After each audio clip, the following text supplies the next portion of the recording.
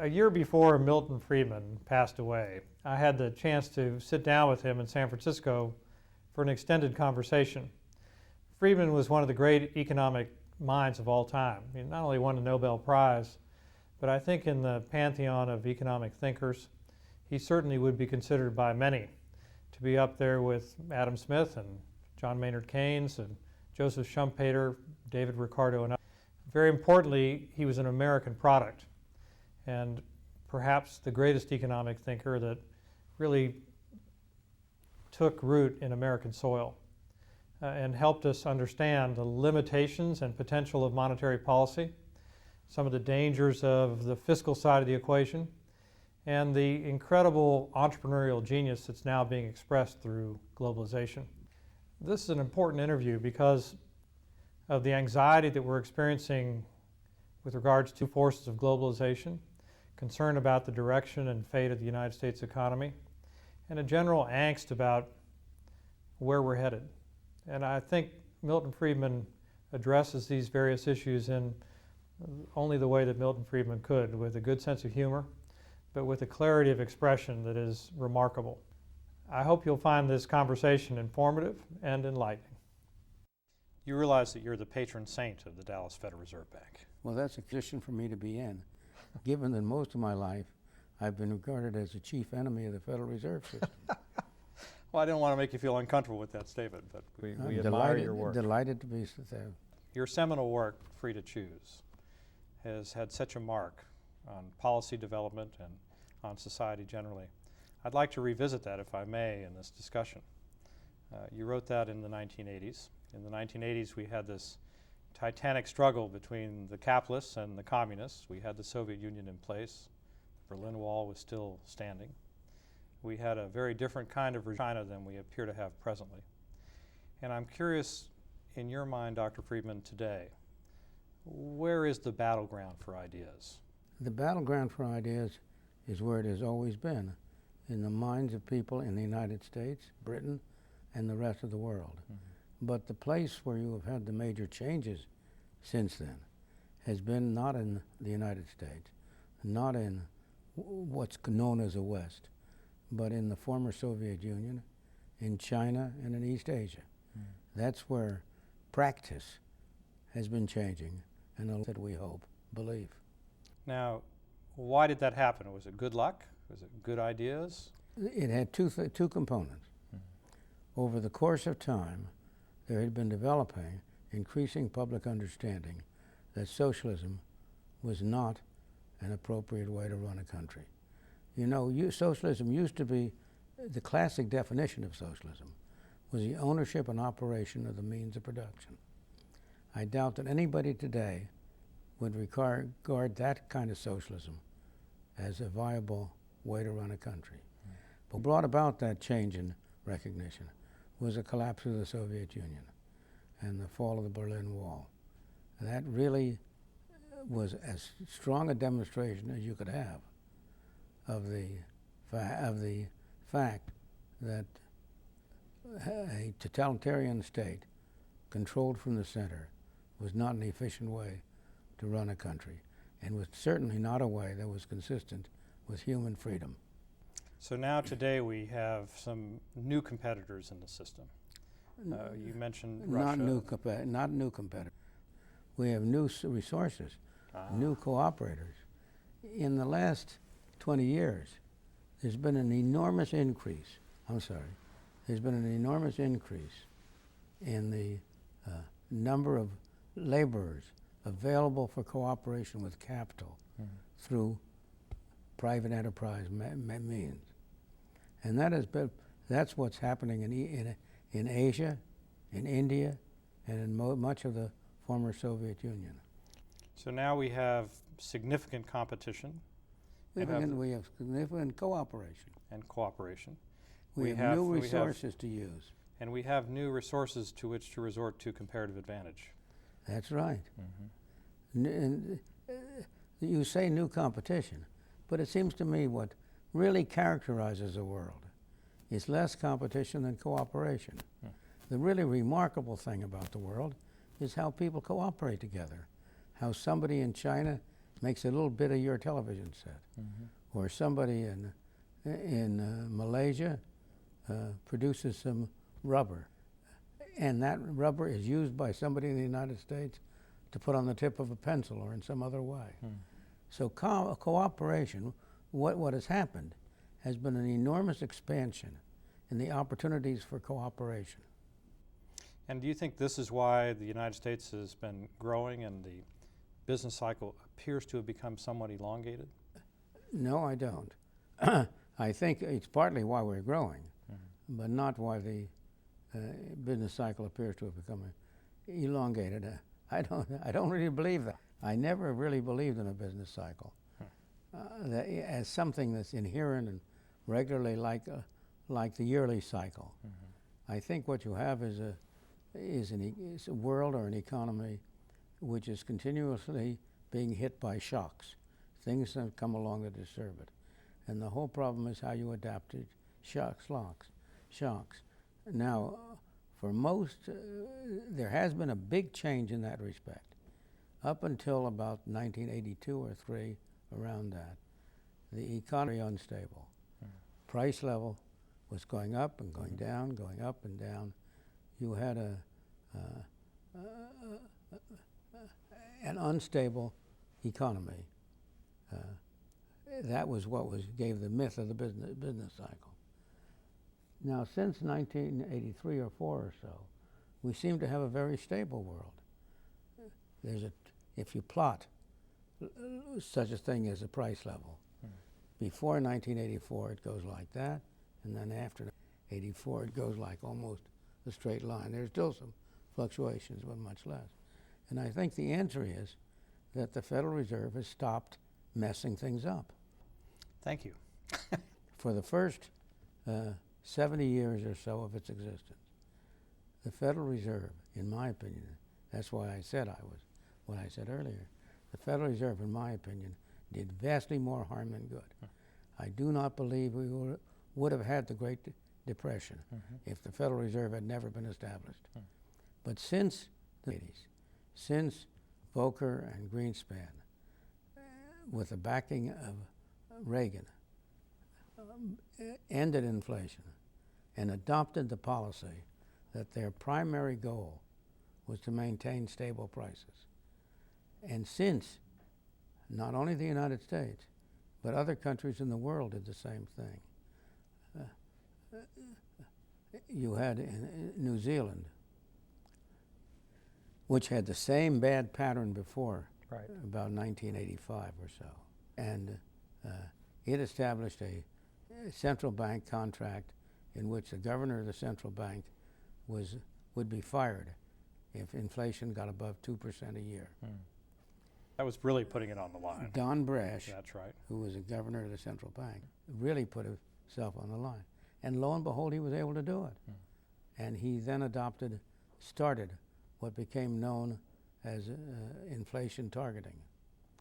Other central banks around the world did the same. Australia, Great Britain, and essentially the European Central Bank.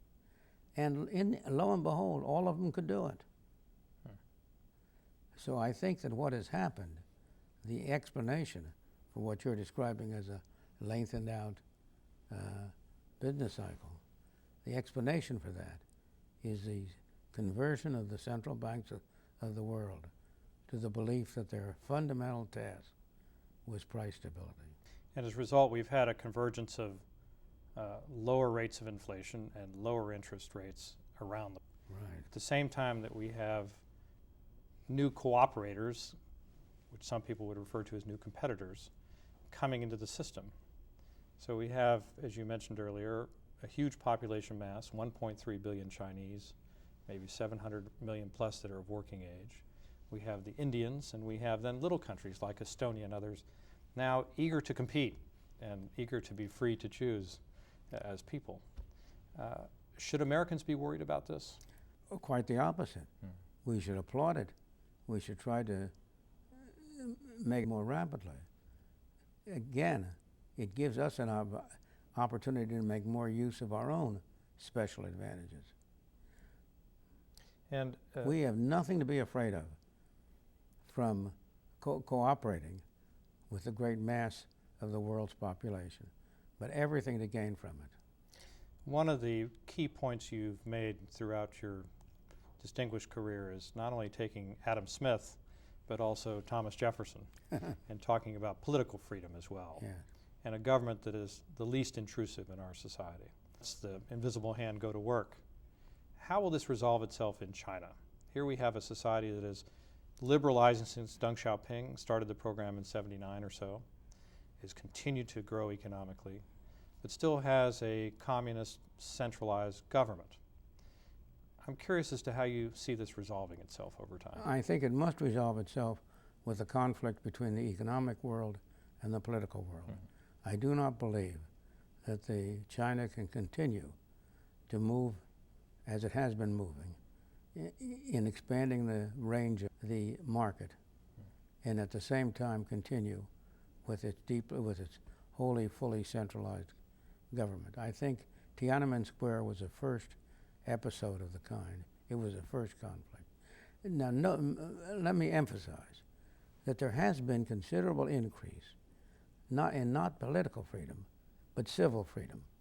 I decided basically by experience with Hong Kong that it was important to separate to distinct categories of freedom. Economic freedom, the freedom to buy and sell, to make transactions. Civil freedom, the freedom to speak freely, the freedom to write and have freedom of speech, and then political freedom, which was the freedom to elect your leaders. Hong Kong, under the British, had complete civil freedom and complete economic freedom, 100%, had zero political freedom because of the British. Right. Well, the British were the dictators. Right.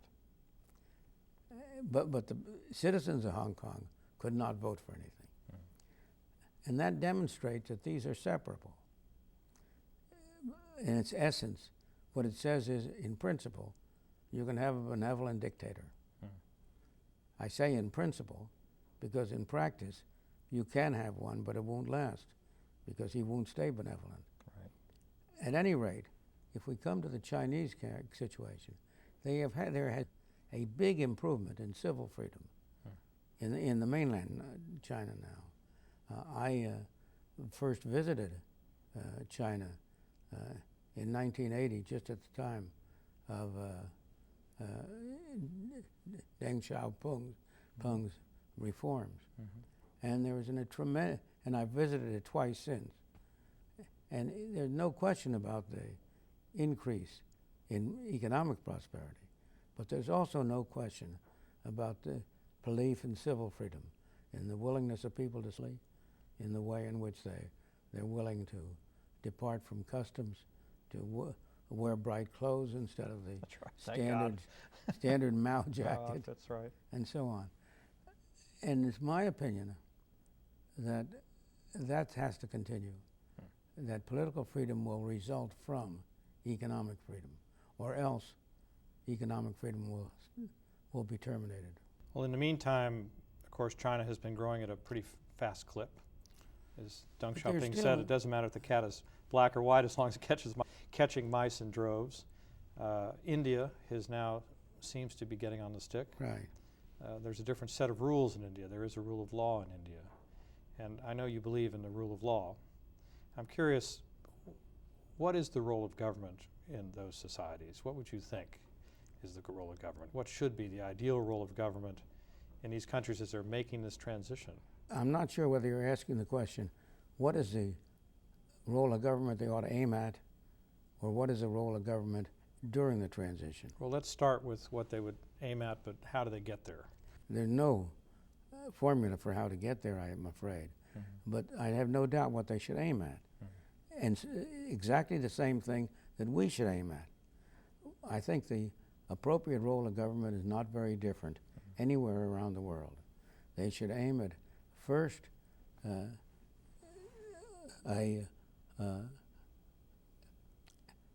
the first role of government is to defend the nation against foreign threats.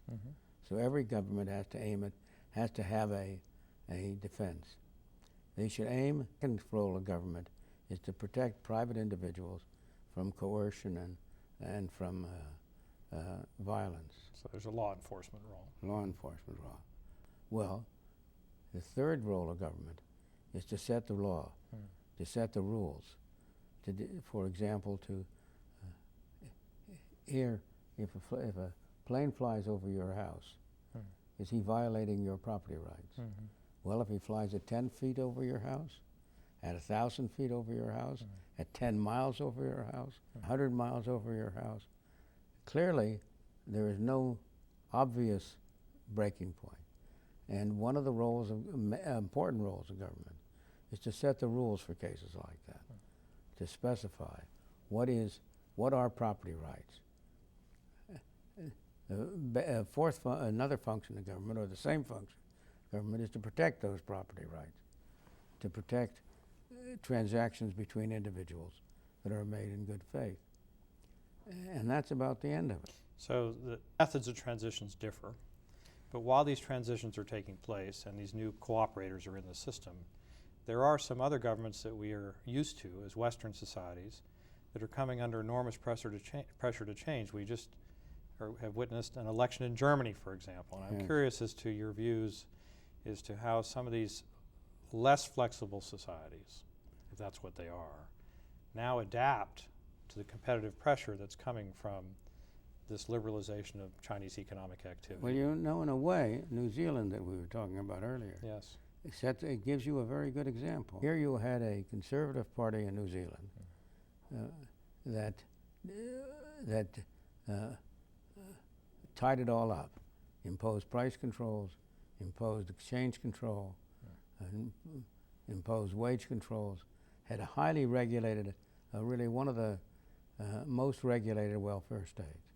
And a new government came in, a labor government as it happened, which completely reversed all of those. It set the exchange rate free, it established the new bank arrangements, it eliminated wage and price control, it even eliminated a large part of government management and ownership of the schools. And it did that entirely in democratic process, not with any force. That's I think the example that you'd like to see repeated. Here is Germany. It's in a very difficult situation because by this time, probably close to half of the public, if not more than half, depends in large part on payments from the government. And they obviously don't want those changed. nobody wants to give something up. Nobody wants to give something up. And yet, somehow or other, everybody has to give something up if they're going to have a better country. Here's Germany. Its people are hard workers. They've demonstrated in the past that they are highly productive people. They are a model from that point of view. And they started after World War II in what looked like a very good direction. But then they got driven off the right path by the problems that arose with unification of East and West Germany.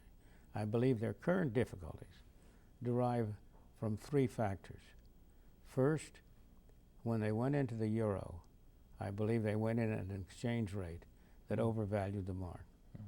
Second, going back earlier, when they unified, they made a major mistake of equating the East German and the West German mark on a one-to-one basis, which grossly overvalued East German wages, East German costs.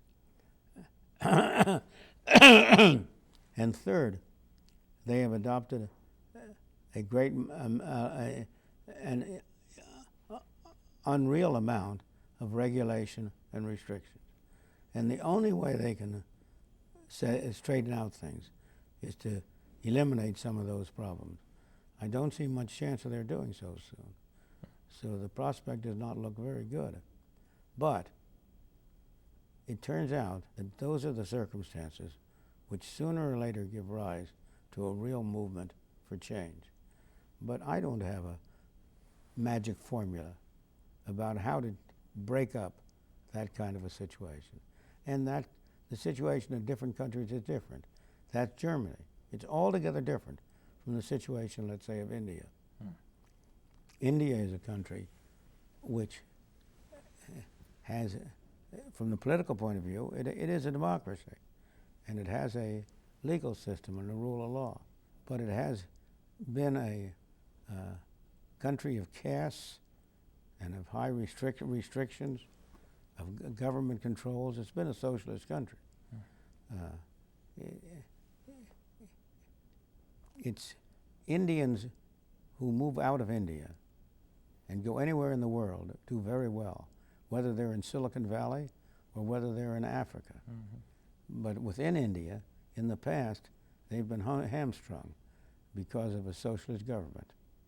And now that's changing, breaking up.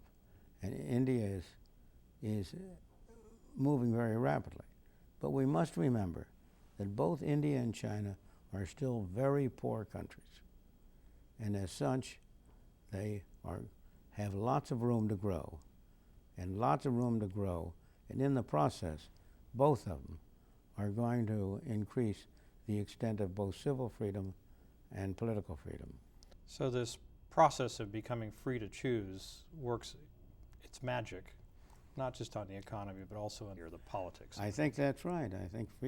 I think choice has enormous power. You just compare how somebody spends his own money and how he spends somebody else's money. Well, I bet you he'll do a better job spending his own money. You don't have to bet on that. Let's talk about spending money for a minute.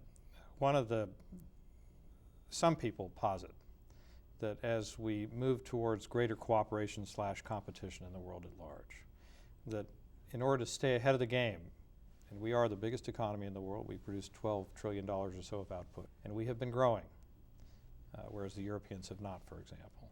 We have to become more and more flexible and reduce the barriers to competition, which is healthy in the United States and around the world. Some would posit that not only does this force or keep the central banks doing what you described so beautifully before, that is, providing conditions to keep interest rates low and stable policy, but it also has impacts on the fiscal side.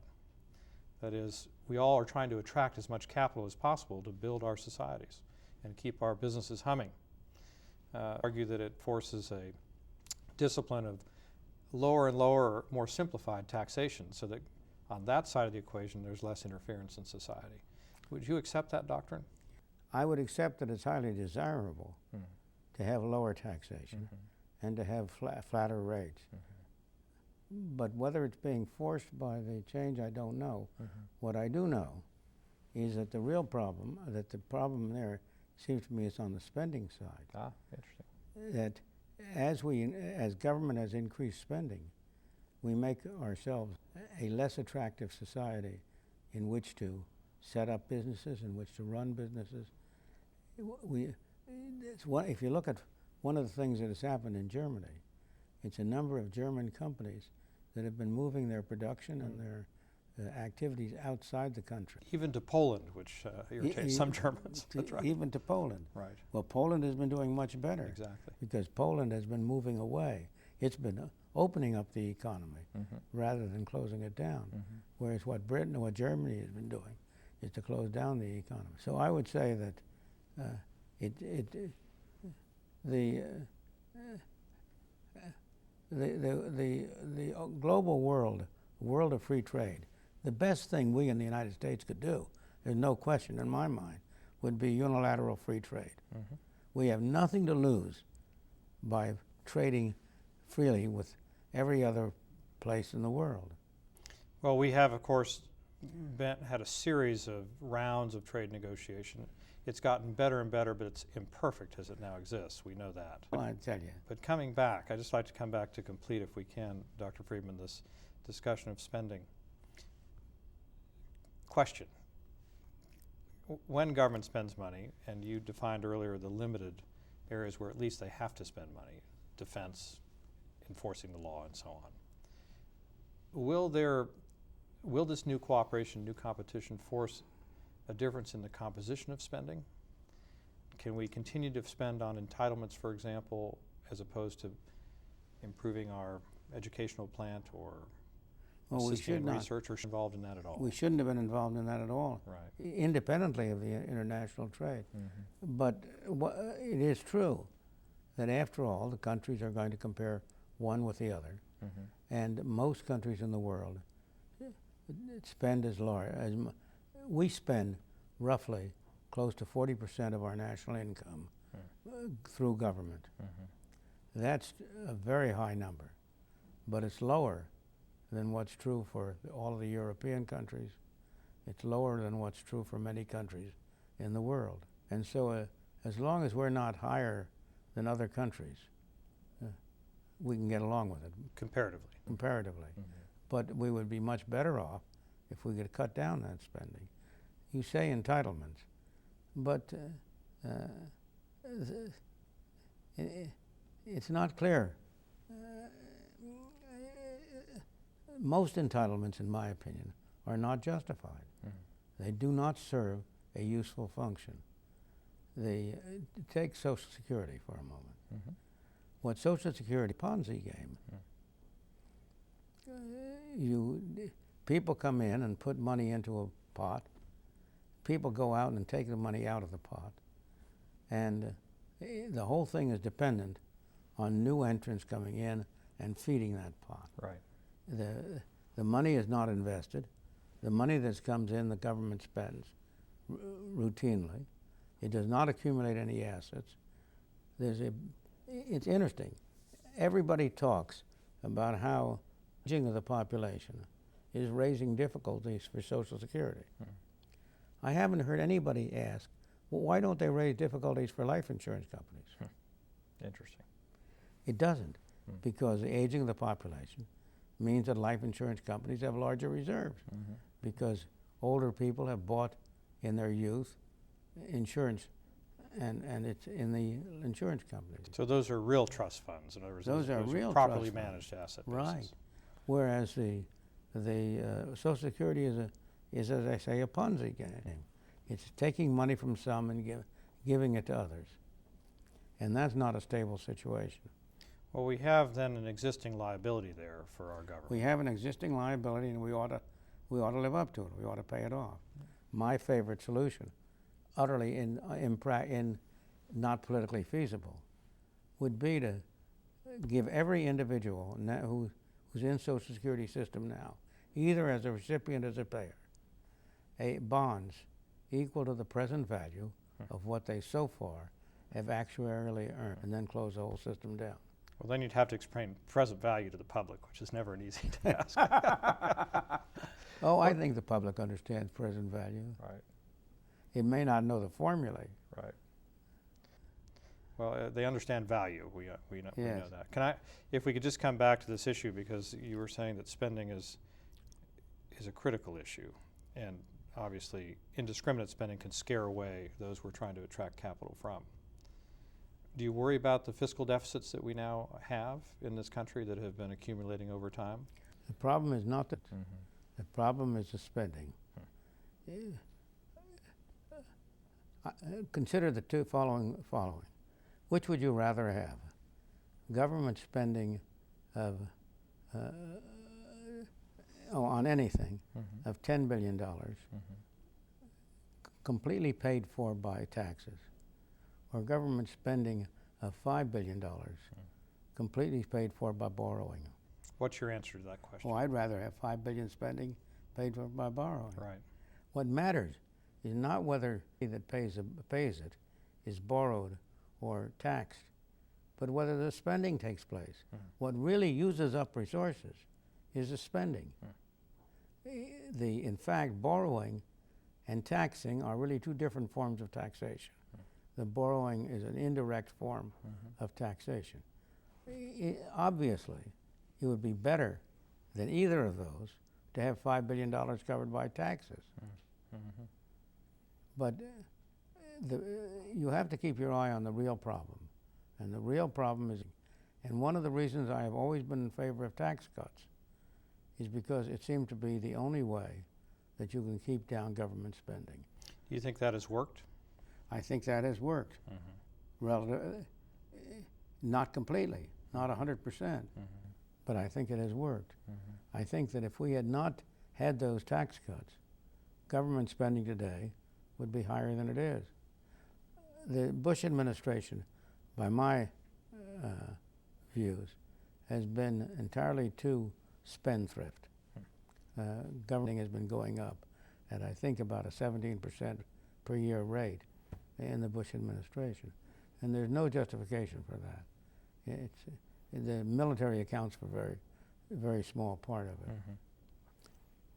But it's incredibly absurd that we still subsidize farmers. We just passed a $3 billion subsidization bill for farmers. That ought to be abolished. There's no excuse for it whatsoever. And do you hold out any hope or prospect for trade negotiation to be a vehicle on this farm issue? There's currently an attempt, as you know, to liberalize. It's called the built-in agenda, built in because no one's been able to deal with it within the WTO. Is that the avenue through which we go? I don't think so. I know only recently somebody asked me to write a letter or a statement in support of the recent trade bill with the CAFTA? CAFTA. Central CAFTA. American Free for our viewers, yes. And so I decided I would look up the CAFTA bill. And no one who read that bill could be in favor of it. Only you would read the bill, by the way. It's a long piece of paper. It's a very long paper, Right. 1,000 pages. You get free trade on 1,000 pages? It's 1,000 pages of rules and regulation. Interesting. It's the opposite of free trade. I think that the only way in which we're ever going to achieve free trade is by unilateral action.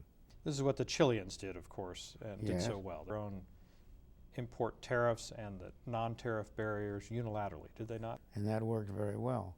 It altered their economic state. They became, from a stagnant society, they became a very dynamic society.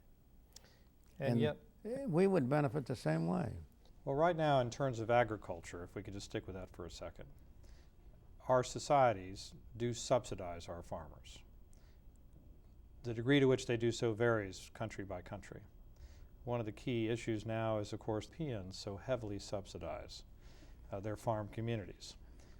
And this is part of the negotiation. If they want to waste their money, why should it bother us? And in particular, if they waste their money in a way which benefits us, if they make their agricultural products cheaper to us, why should we refuse the gift? We think it's okay for us to give foreign aid. Isn't it okay for us to receive foreign aid? You should regard foreign subsidization as a form of foreign aid. Dr. Friedman is eloquent as Winston Churchill, who used to say the same thing. He would say, let someone else cheat their taxpayers. We'll take advantage of it, take the inputs, add value, and sell it at a higher profit. Right. The system doesn't quite allow us to do that, but I think that's an incredible statement that you just made. And by the way, you have distinguished company in Churchill and others. Oh, I should say. When you try to do this by negotiation, you end up with those 1,000-page documents. Because what do you negotiate? What is there to negotiate? We're hurting ourselves. You know, somehow, if you look at it in the broad sense, you have people saying, we are hurting ourselves, they are hurting themselves.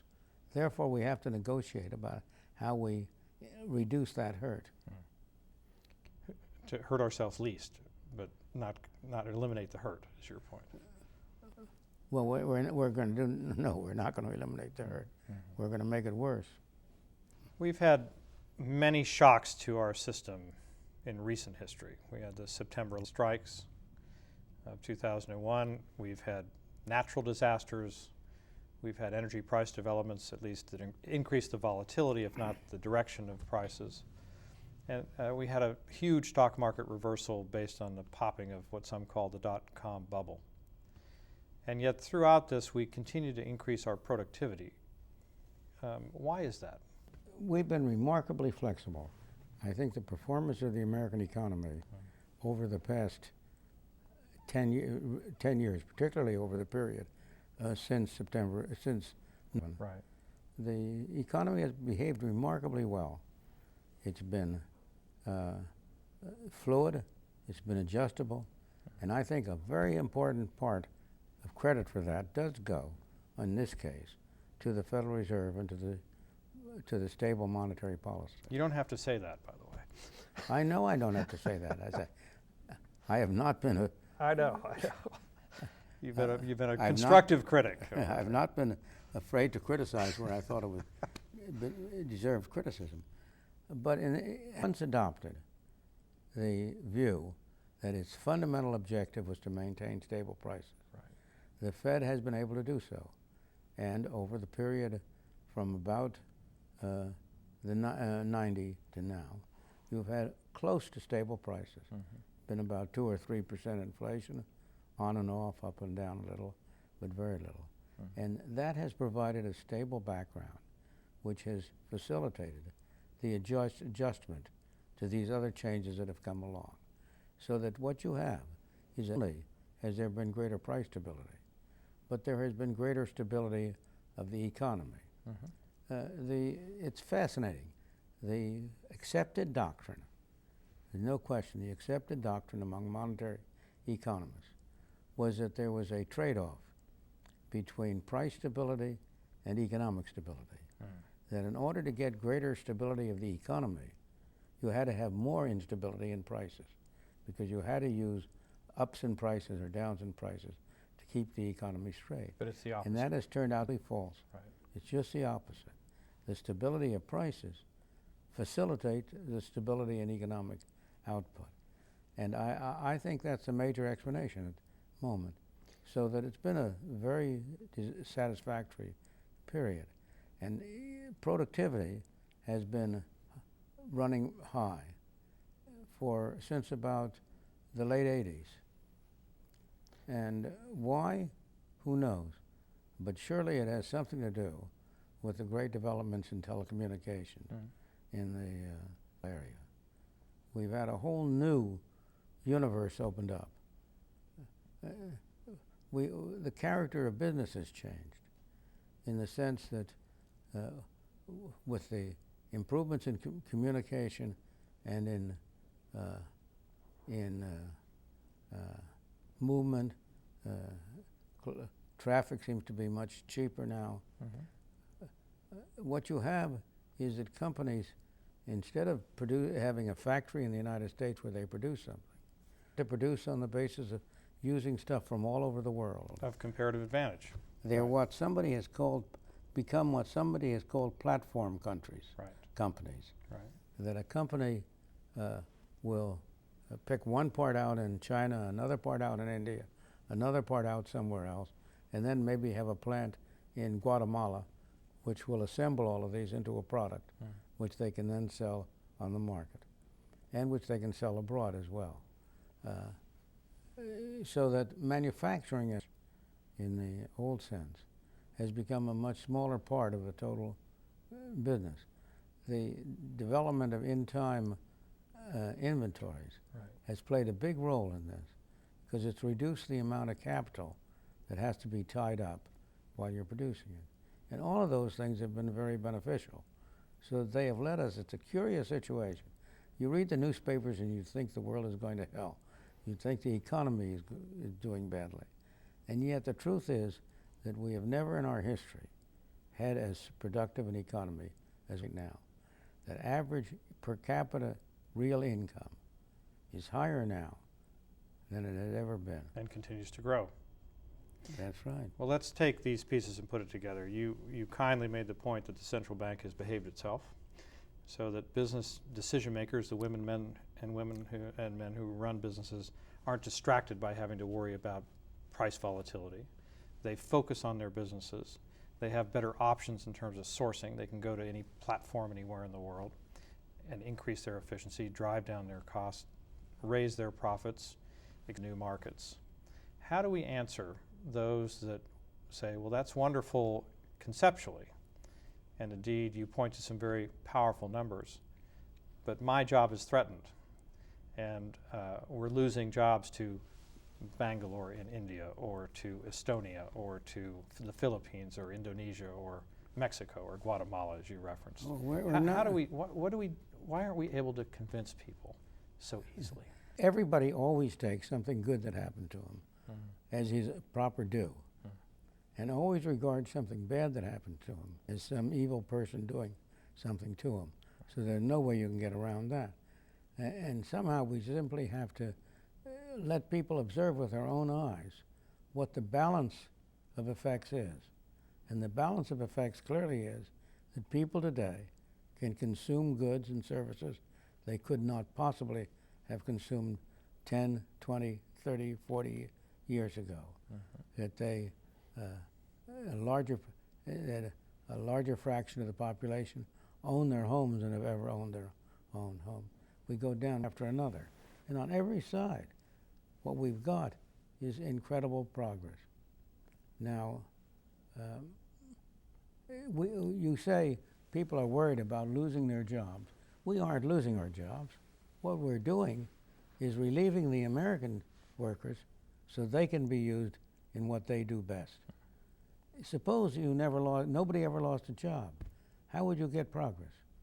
I agree. When the United States was established, there were 19 people were in agriculture to every one person in other activities. It took 19 people to raise enough food for themselves and the other one. Now there are, I think, about 1 or 2% of the population in agriculture, and they raise enough food not only for everybody in the United States, but also to have large exports around the world. Now, suppose we had never disturbed anybody in agriculture.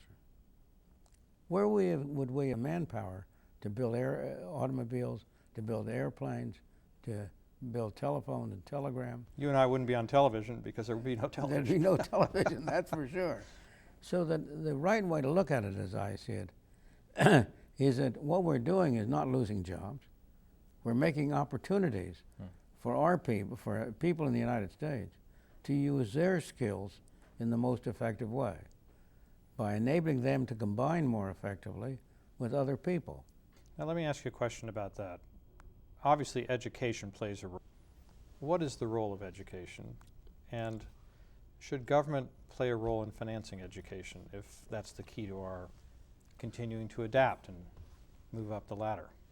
Education plays a very big role, and it's one of the areas in which we're most deficient. And we're deficient for a very simple reason. We have a socialist educational system, our elementary and secondary system. 87%, 85 to 90% of the kids, government schools. And the reason for that is obvious. Government says to children, we'll give you schooling for free.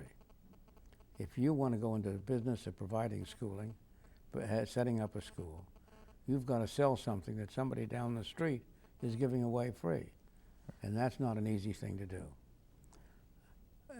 Now, that would be okay if those schools were providing real good education. But those schools are not. Literacy today in the United States is probably lower than years ago. And functional literacy even lower. A third of our children never graduate from high school. It's an amazing statistic. It's a terrible statistic. Right. And the other 2/3 aren't very well educated in many cases. And that's because, as I say, you have a government system, and government, we know government produces anything very badly, very badly. Now, there is an argument, education is enormously important. There is a case for government concern with education. But there is no case for government producing education. There is a case for government financing education. I say there's a case. That doesn't mean I think it's a decisive case. In my ideal world, government would not finance education. Parents would finance the schooling of their own children at their own expense, the same way they finance their food and their clothing and their housing. And government's role, if any, would be only to step in case of indigent children whose parents could not afford to send them to school. But the way the situation is now, government does two things. It does really three things. One, it has compulsory education, compels children to go to school.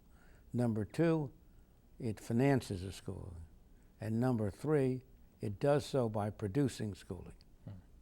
Now, if the government is going to finance something, it can either finance the producer of that thing, or it can finance a consumer of that thing. It has food stamps.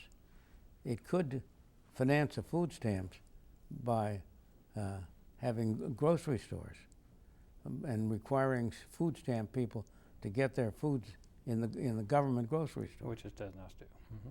That would not be a very good grocery store. Mm-hmm. Instead, it now gives them stamps and lets them spend it, and they compete for the better food product. In the same way, the right way for government to finance education would be to finance the students, not the schools, to give each parent a voucher which could be used for full tuition in government schools, and for a definite sum of money, I would say about half of what the government now spends per school child in the private market. So they would be free to choose. They would be free to where choose. They would be educated. And you would have a new industry develop, and you would have the ingenuity and productivity of the private market at work in the educational sphere. I don't know what would happen in that. There's no reason why should it be sensible for children to get all of their schooling in one brick building. Maybe a better way to do it is partly over the internet, maybe one piece here, one piece there, I don't know. But give the market a chance, and the market would produce something different than what we now have, and it's better than what we now have. Well, let me ask you about higher education. One of the concerns you hear when you travel around the country is now the Chinese are producing engineers and scientists, setting aside the contentious issue of stem cell research, but just generally speaking, a lot of money, mind you, a very small number relative to their entire society, but are entering into these fields. And often I hear concerns that we're going to be outdone on the engineering and higher science side. What is the role of higher education here, and who should be involved in financing higher education? Again, and what are our risks? Again, I think higher education, as with lower education, it should be financed by the individuals who are benefiting from it, not by the government. You now have so-called private schools and public schools, government schools and private schools. All of them derive from the land grants of the 1860s. We Texans know that, by the way. In my opinion, you need more competition in the higher education area as you do in the lower education. And here again, if government's going to finance schooling, it should finance the consumers, not the producers. Here you have the state of Texas has the University of Texas. California has the University of California. It spends a great deal of money on sending children to those schools. That's the most redistributive activity of the government in total. What happens is that you send children to Berkeley at the expense of the residents of Watts, or you send the kids from Beverly Hills to school at the expense of the residents of Watts. And but if you're going to spend the money, what California should do is it's going to spend X $1 billion on higher education.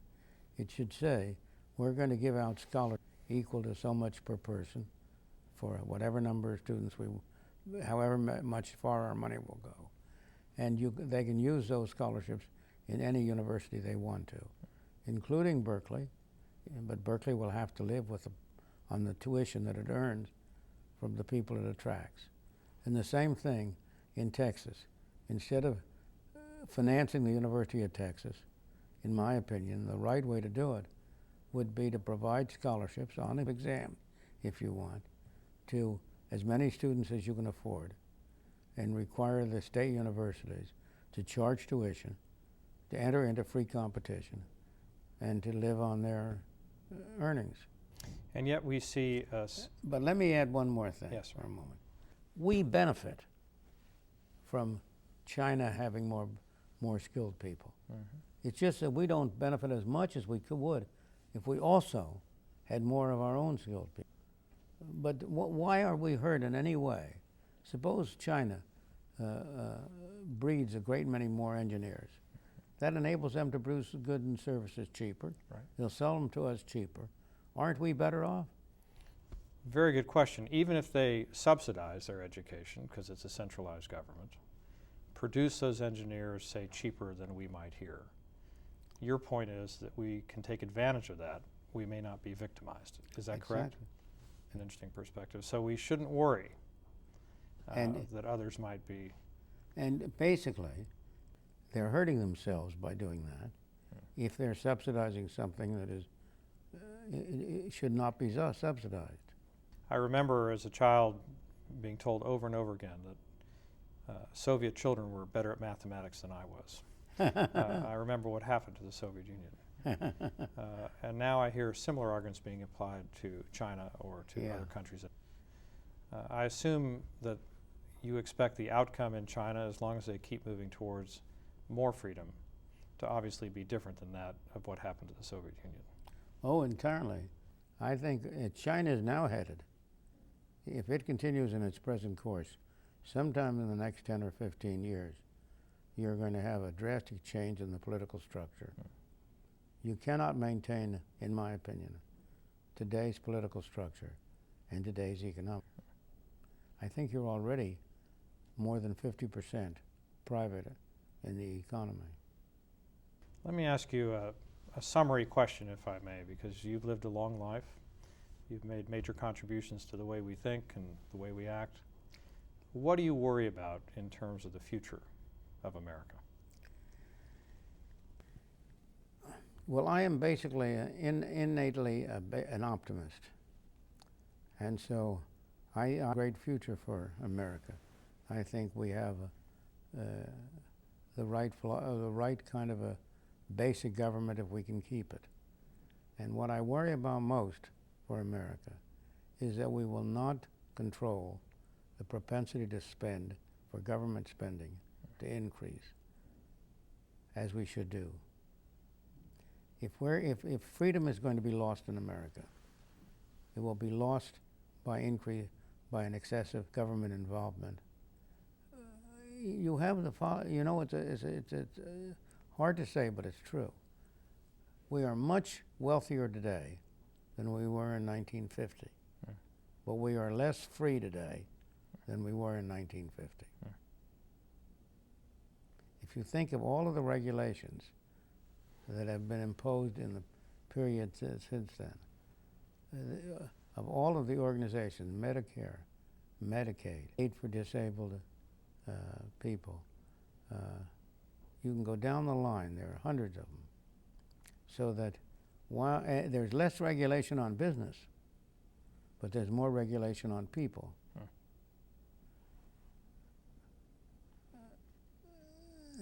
The